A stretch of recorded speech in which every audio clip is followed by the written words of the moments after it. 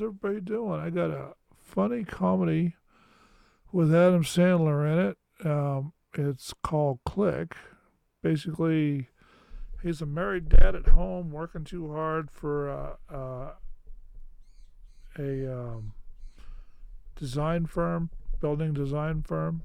They're making blueprints and designing buildings um, for billionaires to make magic with their buildings so they can stand out from the crowd.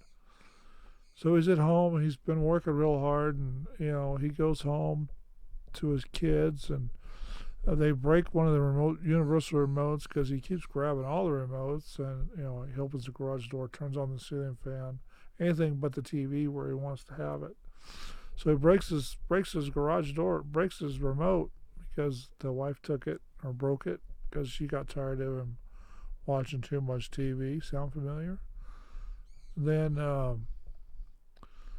so he ends up looking for a retail store that's open, and it turns out there's only one retail store open. They just closed, but there's only one retail store open here in this movie. At the time, it was dark outside. He's going to the mall looking for a universal remote to control everything he's got in his house. And so he ends up at Bed Bath and Beyond, walking through the store.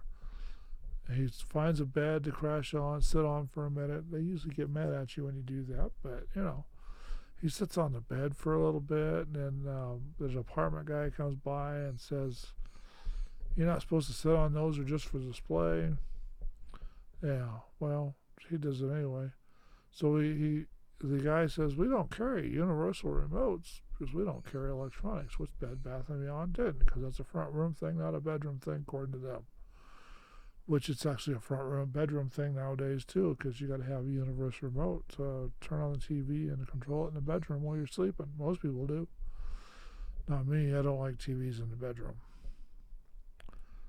But anyway, so he ends up seeing this magical door, which would have been the employees only door, that says universal remote. So he walks through the door, basically gets into a different time zone, and the guy behind the counter, an older gentleman that kind of looked funny, looked like somebody you know but you don't know him, talks to him for a few minutes and sells him a universe remote.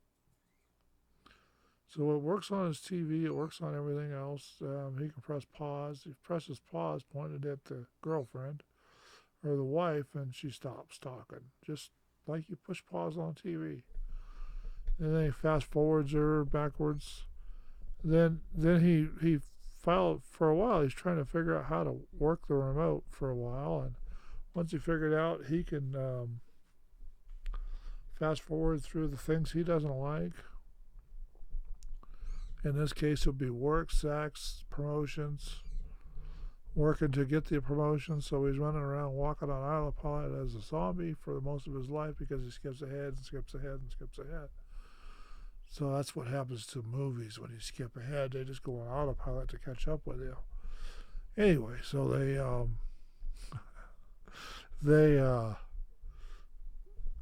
so he keeps skipping ahead, kid. He misses the important moments because even with colds, he skips ahead to colds, so he doesn't have to go through it.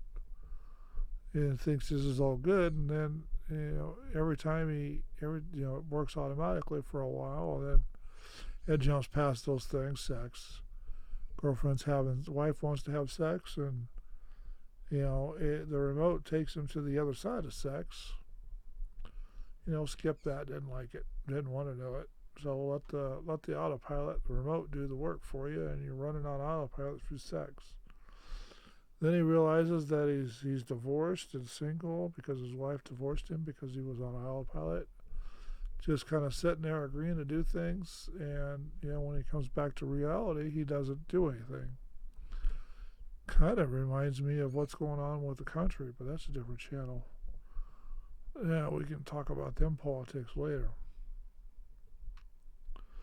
Anyway, so it turns out that he skips through his whole life after a while, and it's kind of funny the way they did this. And the dog that at the beginning he had a little dog, and then he skips forward. He's got a big dog that likes to play with the stuffed animal, uh, basically humping the stuffed animal.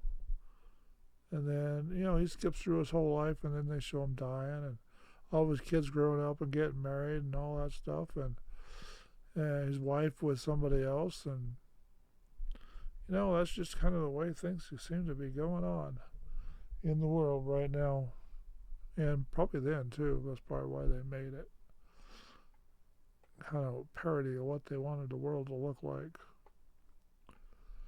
Anyway, so what happened is he went all the way through and got fat and died. Then he wakes up after he died, and he's back to where he started from, and he's got the remote in his hand still, and the guy that sold him the remote, his angel, if you will, shows up at the end, because all through the skipping through time, he's talking to the guy and learning from the guy about how to use the universe remote, not universal, universe remote. It's actually kind of funny how they did that. But at the end, he talks to the guy, and the universal remote, he tries to throw it in his can, and then the trash can, it comes back, and then he sticks the universal remote in a drawer in the kitchen. I would have took the batteries out of it, but he sticks the remote in the drawer of the kitchen, and then at the end, he realizes his mistakes and problems and learns from it, and he sticks the remote in the cupboard, and then he pretends to go on with his life. Happily ever after, everybody wins safe. It's a good movie. It's a funny movie to watch. It just gets a little old after you watch it repeatedly. And repeatedly and repeatedly and repeatedly. Lots of good special effects in it, though. It ran 107 minutes long. It was Sony Pictures released, and it had a whole bunch of other studios involved to help make the film.